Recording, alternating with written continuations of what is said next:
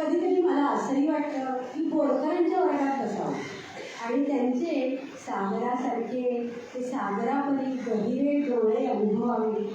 जीवन त्यांना कळले हो हे मलाही तुम्ही शिकवाल का असं त्यांना विचारावं.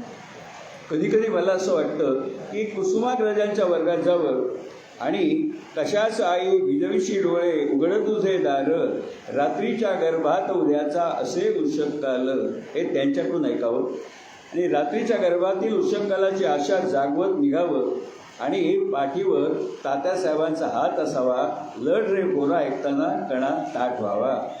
कधी कधी मला असं वाटतं शांताबाईंकडे जावं आणि ऋतू हिरवा ऋतू बरवा तुम्हाला कुठे भेटला हो हे त्यांना विचारावं.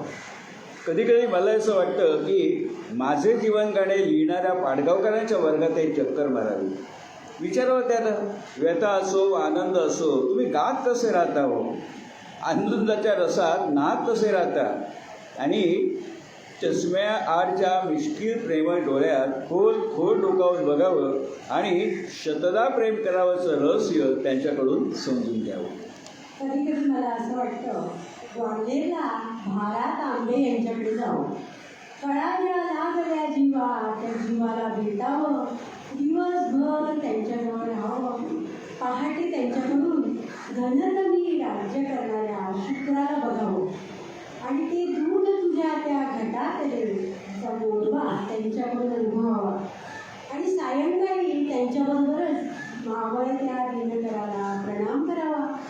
तिन्ही सांजा सखी मिळाल्या ऐकताना पुन्हा भेटण्याचे देई वचन असं मला म्हणावं. कधी कधी मला वाटतं की बालकवींच्या गावाला जावं